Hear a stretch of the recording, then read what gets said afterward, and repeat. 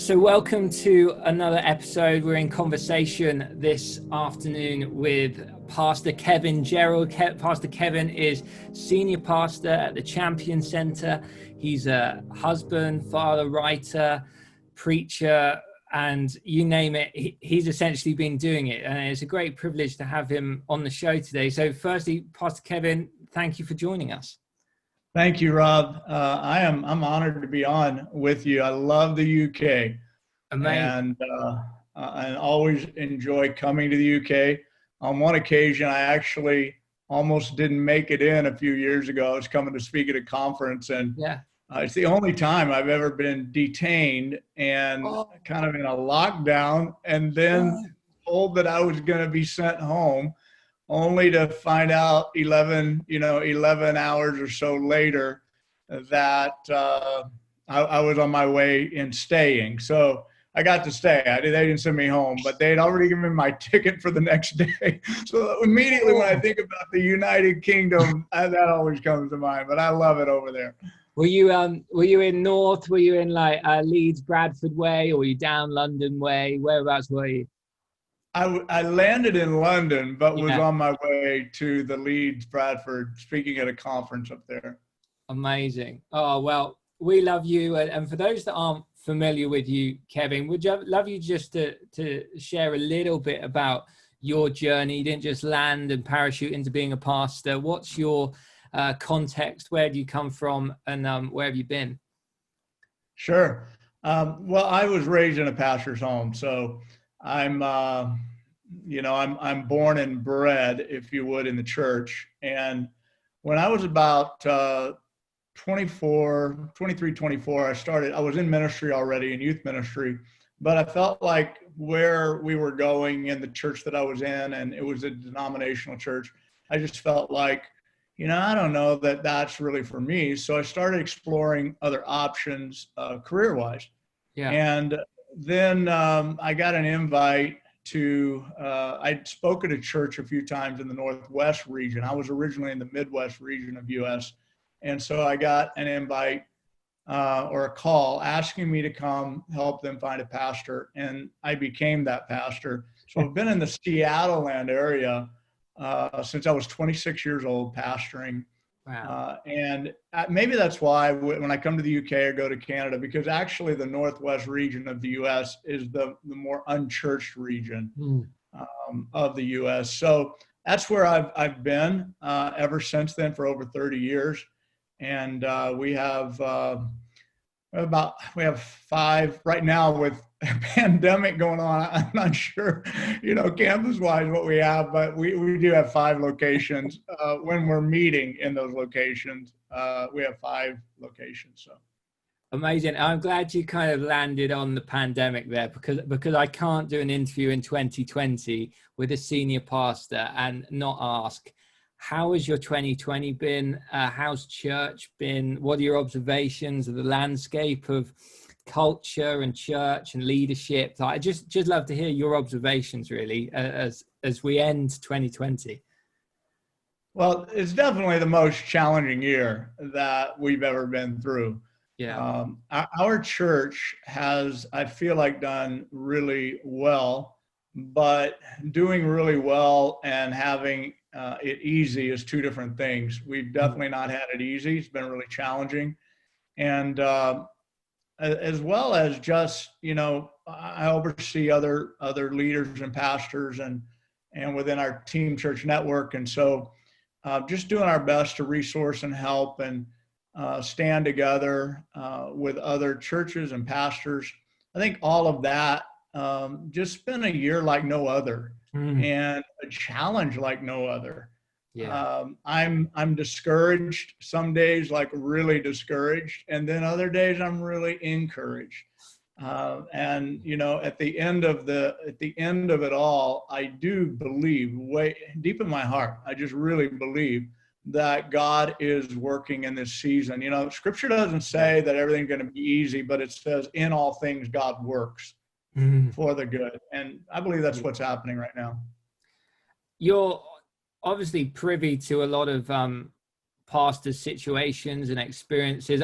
Whenever I think of you, as I said to you before we hit the record button, I've been following you and your ministry for several years now, and you always strike me as a leader of leaders. And I just wanted to touch on that. We're going to touch on some other things, your new book project, of course, but you're very intentional as a leader. How have you grown in that gifting over the years?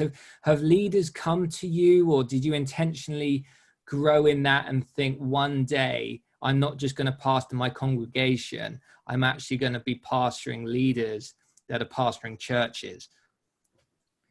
Yeah, I've always wanted to be a successful, fruitful leader in the church, and I love the church. I believe in the church, and it's plan A. There's no plan B, and I'm just so sold on that concept. And that automatically wants you to, that makes me want to just lean in and always ask myself, how do I help build the church? And so for me, when it comes to leaders, I've taught leadership forever, since day one, when I started pastoring and realizing that I couldn't do this alone and I needed a team, and we had to build the team, and the team would build the church. And so that's been here with me since, I started pastoring. And then the other has just been, I think, a product of that. I feel like leaders have, leaders have just sought us out and invited us into their world. And we're always honored to be invited into other leaders' world and to be a part of helping them. It's always a delicate balance for me, because I don't feel like I can help everyone, and I don't feel like I'm supposed to help everyone. And there's people that have gifts very different than mine and strengths very different than mine that I actually can't really add much, to them. So it's a process of navigating that and prayerfully considering who am I supposed to help, and then how do I help them? But we're always grateful for the opportunity to do that. And you've written a book, you've written several books, but your most recent book you've written is titled Naked and Unafraid, 5 Keys to Abandon Smallness, Overcome Criticism, and Be All You're Meant to Be.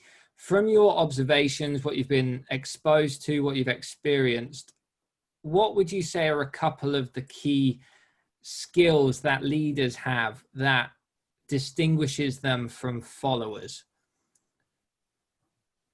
Well, first of all, I think a leader sees the mountain and says, let's take that mountain. And he doesn't always know how. And leaders oftentimes are not, leaders are different than managers. Yes. And so he doesn't often know how that's supposed to happen, but he has a vision for it. And good leaders are going to have they're going to have a vision, they're going to have a passion, and they're going to be encouragers. And those three things, I always remind myself that people have to see our vision, and they have to feel our passion, and they have to hear our encouragement. And so I feel like that when it just comes to differentiation of leadership, that's probably at the heart of what defines a leader, whether it's a pandemic or in another situation or circumstance. There's a difference in the leader and the managers, and there's a difference in leaders, managers, and everybody else. And so I think that maybe answered your question. I hope it did. Yeah, brilliant. And obviously, I've heard it said that, a manager will push you and push you and push you, and a leader's primarily trying to pull stuff out of you. Obviously, when you're running an organization, a church, charity, whatever it is, there surely is some tight rope, some fine line between balancing those two things. We've obviously been in the most unprecedented year known to man and woman. How have you intentionally managed to connect your teams and your church together whilst also pushing them forward in the vision that you've had from the beginning? Well, I don't know, to be really honest with you. I feel like this is the greatest stress and tension that we've had. And so I want to be open. The book Naked and Unafraid is about vulnerability. It's about risking exposure. Yes. And I think there was a prophetic element in it. You know, when I look back at it, that I didn't realize. It released in February of this year. Launch date was February 4th. And so it shut down all of the normal, you know, the traveling that was scheduled. I had basically a year of traveling to speak on the book and try to get the word out about the book. But that's all okay. What felt strange to me or odd to me is that I wrote a book, and when I wrote it, I felt like, yeah, you know, I have something to say about being naked and unafraid. And then this year I realized that getting naked, you're not always unafraid. You are often afraid. Yes. And that vulnerability thing was harder. It's harder than any of us think it is. And when you think you have it at one level, you're going to hit something like I feel like we have, where, you know, it's at a whole nother level. So the tension in our team in terms of staying together and keeping people together, we've had challenges with that. And there've been, and I would just say to any leaders, pastors, church members that are watching, don't feel bad if you've walked through some of that tension, because I don't know of a church that hasn't, and I don't know a leader that hasn't experienced it. This is the most, you know, this year people have been just taking sides and actually feeling like they don't have an option other than to take sides. Good people have found themselves on two different sides, whether it's at work or at church or wherever it is. That's just been a challenge. So we've certainly attempted to keep people together, headed in the right direction. And I think in a, overall sense, again, I'm really grateful and thankful for how strong our church is. Yeah. How well it's done and continues to do. I'm really, really thankful. But I think a lot of that's been the hand of God, and taking whatever efforts we've made and maybe multiplying it to be effective. Yeah. Other than me actually saying, "Oh yeah, I know exactly how to do that." I really don't. And I'm sure every decision you make at a larger scale, you know before you've made a decision that you're never going to get 100% approval or hit rate when you make a decision. And obviously one of the kind of clauses in your title of your book is overcoming criticism. So can you talk us through that a little bit, your own experience of criticism as a senior pastor, but then how we overcome that and how that plays out in our everyday lives? Yeah, I mean, a lot of it just comes back to having the courage that is necessary whenever the criticism comes your way. Being able to stay confident is not as easy as it sounds, even when a guy like me puts it in a book. I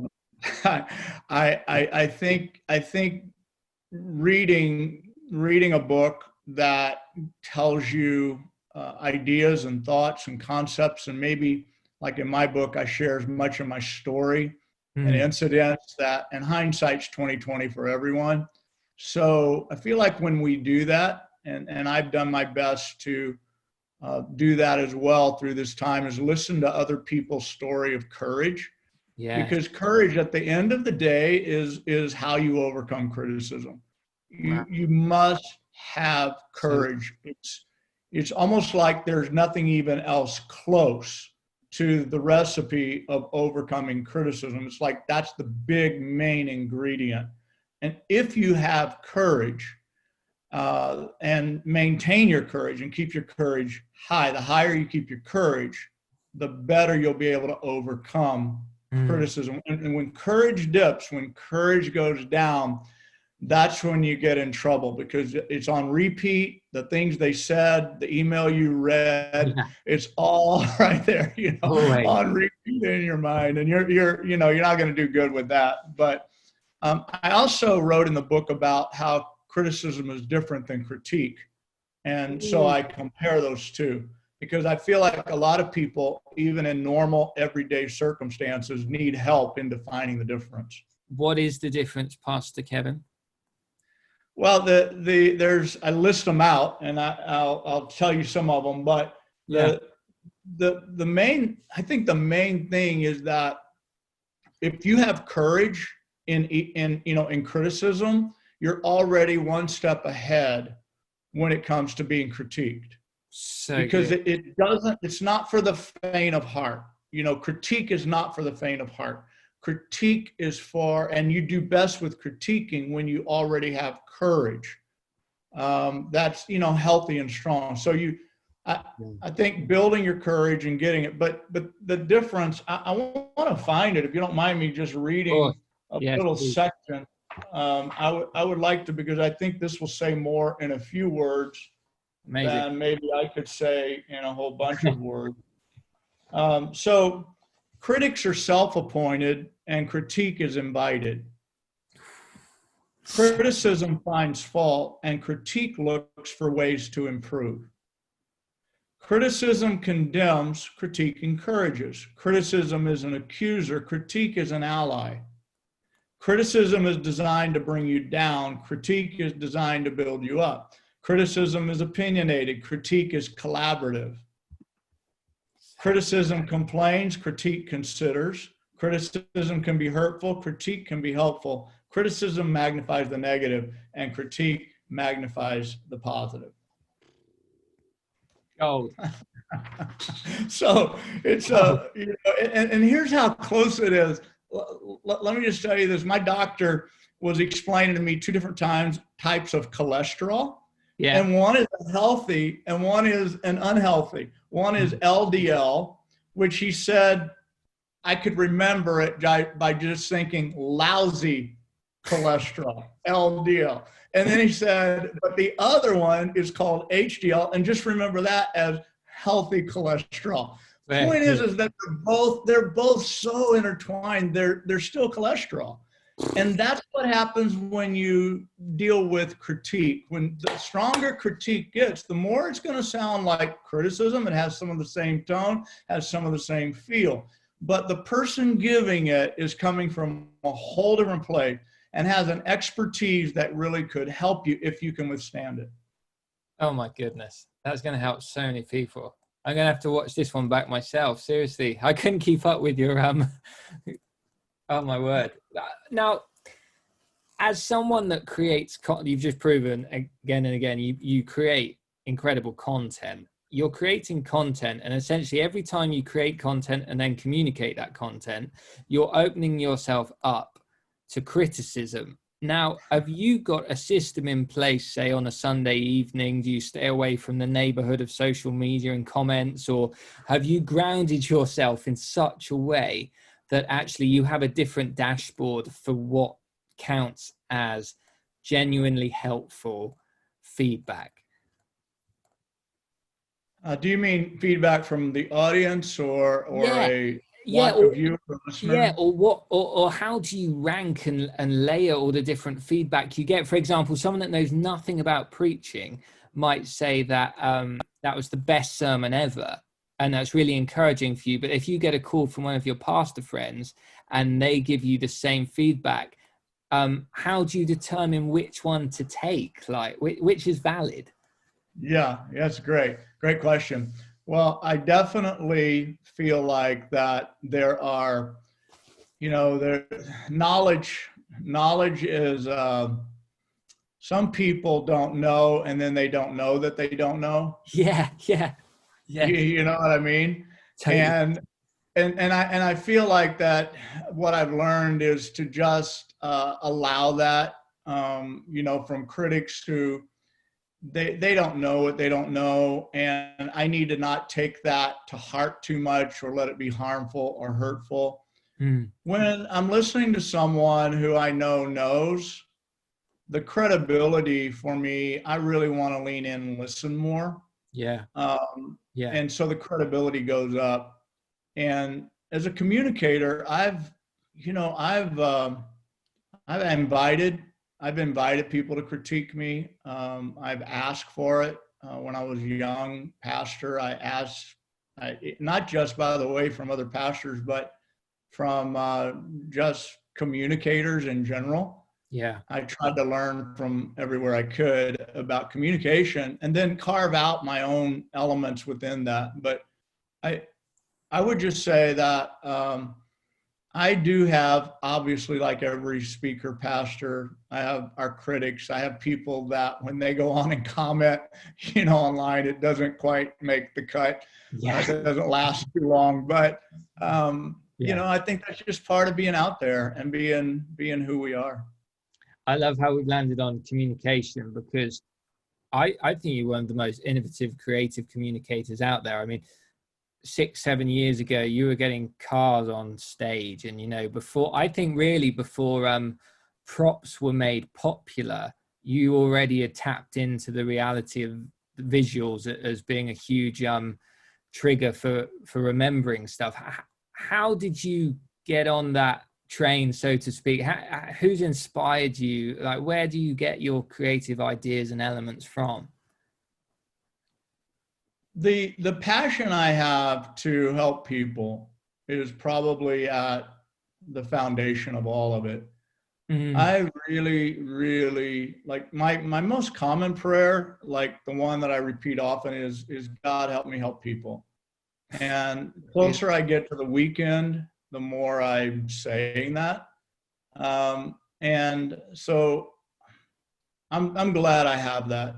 I'm just glad that God put that in me, because it cuts very much to the core. And when I know you don't play a lot of baseball in the UK, I'm trying to think of the equivalent sports, but I grew up playing baseball, and sometimes the manager needs you to try to get a walk. Yeah. Sometimes he needs you to try to get a base hit. Sometimes he needs you to go for the fence. Sometimes he needs you to bunt. And it just should never matter, but for me it never has.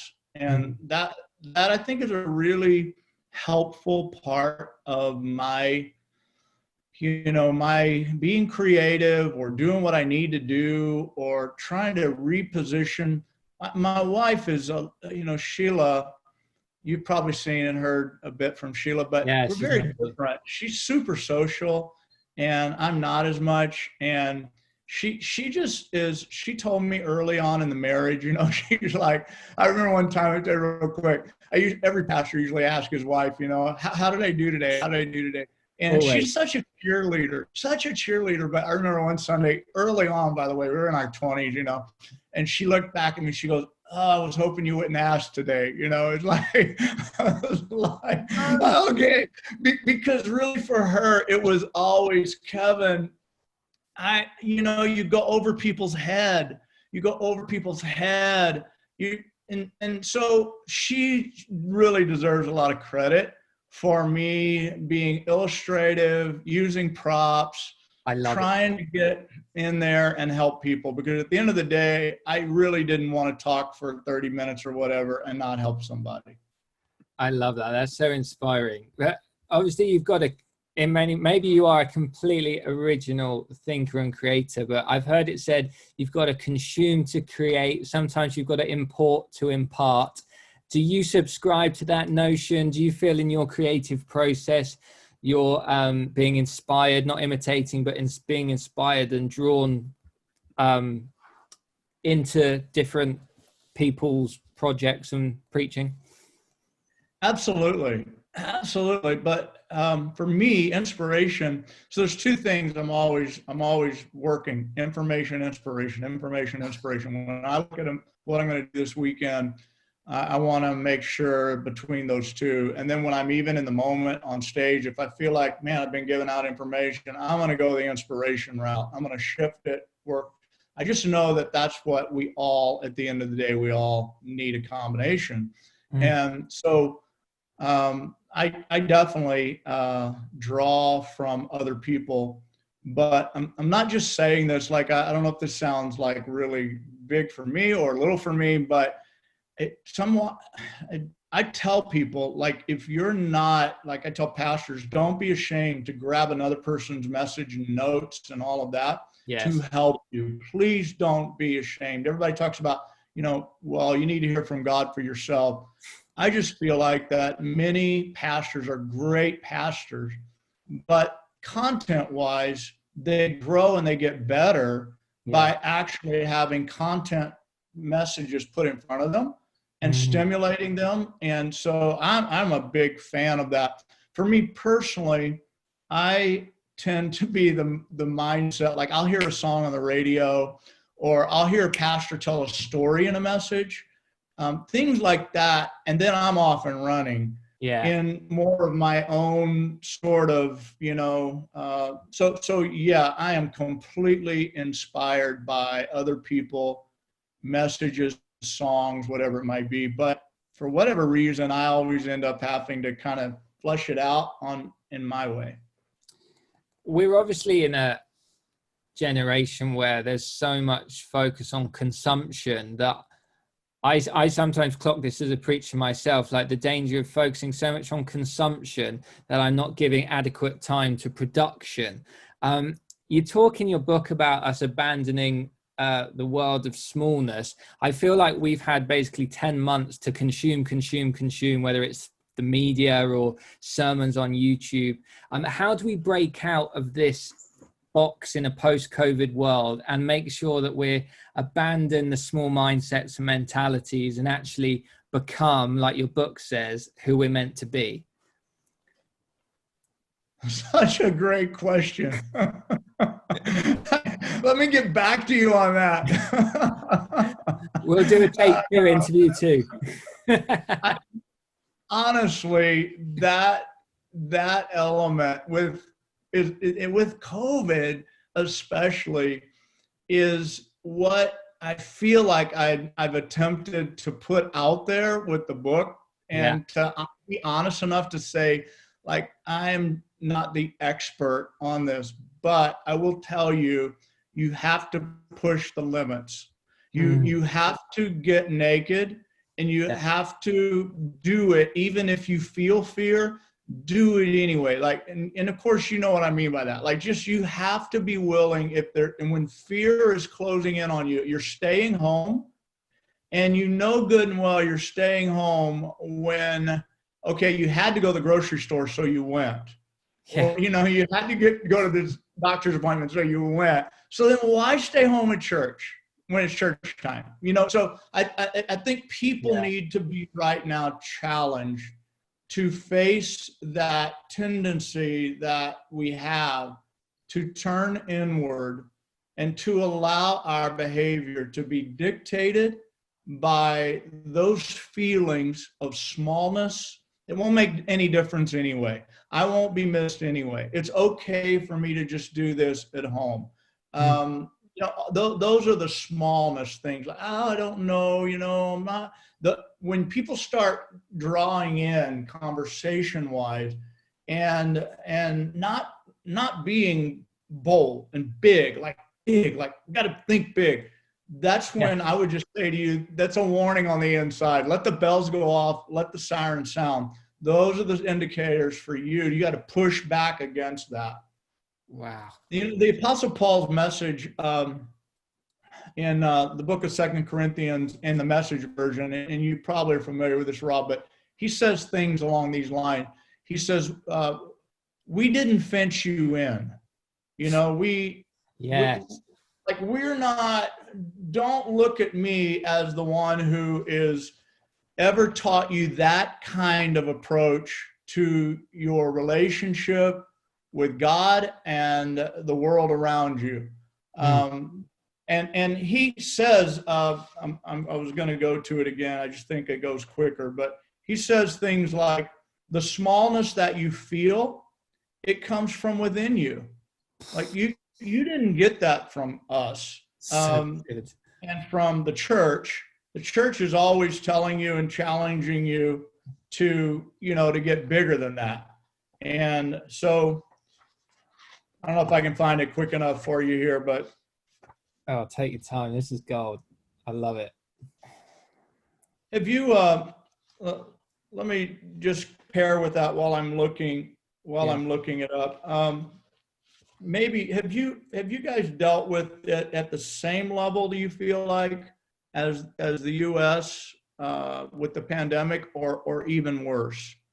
Well, we're still in a month. We've got a month's lockdown, so we've got another 4 weeks where we can't leave our homes. So you've got from a church perspective, we all gathered for 1 week, and then we're back to meeting online. So, as you know, the sizes of our churches are certainly not as large in scope as the US, which makes me feel as though churches are feeling it a little bit more over here. Yeah. Not just financially, but in terms of numbers and volunteers. So yeah, I feel like people have been hit hard by it. Okay. So let me read this to you. The Apostle Paul says, 2 Corinthians 6, he says, "Dear Corinthians, I can't tell you how much I long for you to enter this wide open, spacious life. We didn't fence you in. The smallness you feel comes from within you. Your lives aren't small, but you're living them in a small way. I'm speaking as plainly as I can and with great affection. Open up your lives, live openly and expansively." Yes. Now, how much does that challenge all of us in this season? Totally. I'm just thinking in my own context now. I know our viewers will be. It doesn't matter what sphere of influence you're in. That's a challenge for all of us.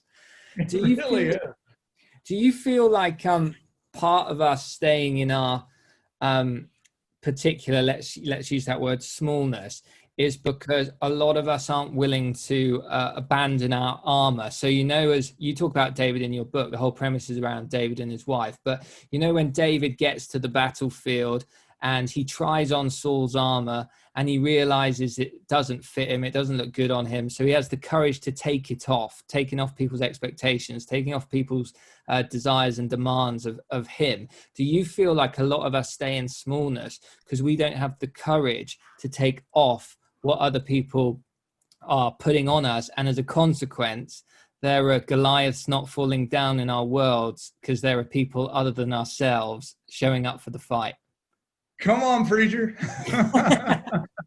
You're getting it. It's so good, because really the last two sections in my book are about the giants, and then the last one is fighting for your future. Yeah. So it's, you just said it, like you're exactly right. It's like the giant won't fall if you don't have the courage to shake off all of the things that people are putting on you.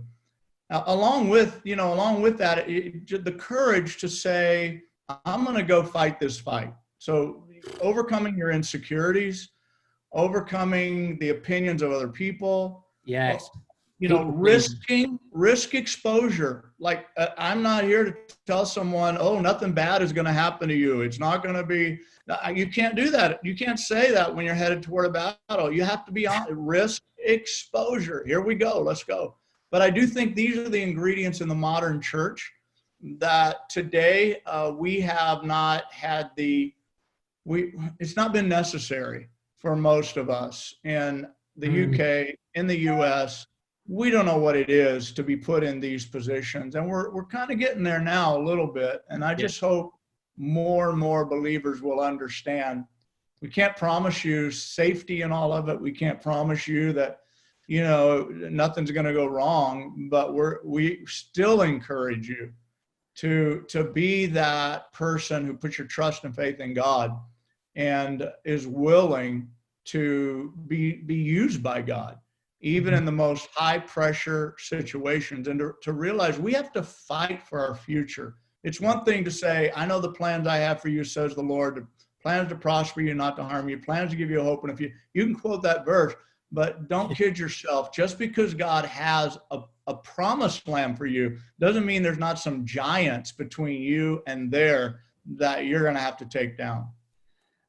This is gold. My penultimate question, Pastor Kevin, is people pleasing is going to hit so many people's heads and hearts in the middle of what we're talking about. When people seem big and God seems small, and that it can paralyze us, can't it? From speaking out in a meeting to saying what we really think.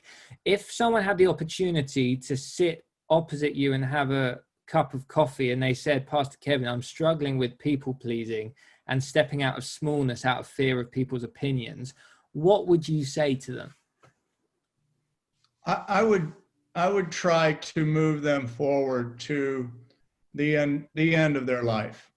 Wow. I would try to get them to get in the place where their life is now behind them, and the way they're headed was based on what other people thought of them and the opinions people that had of them, and let that be the road you're on right now. And then I would say, but there's this other option for you. Yes. And that other option is full of challenges. It's full of days where you feel like you're letting somebody down and you didn't really, that's not what you intended, but you made a decision that was a hard decision. And as a result of it, someone's disappointed in you. Someone wishes you would have done something different, but what you did know in that moment was that that was the right thing. That was the thing that pleased God. Doing that over and over again, can you see how your life eventually will get to a point where when you look back, whether it's on earth or in heaven, you'll look back and the well done, good and faithful servant will apply to you at such a high, significant level.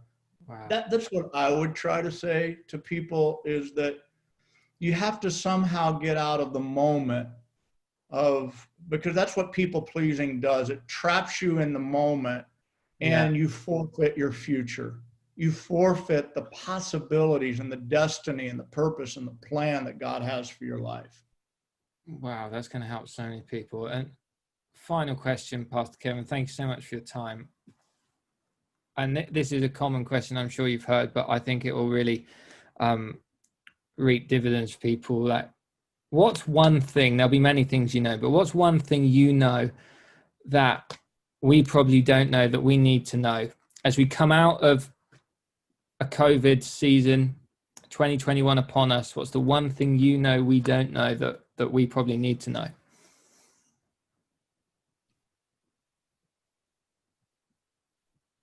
I would say that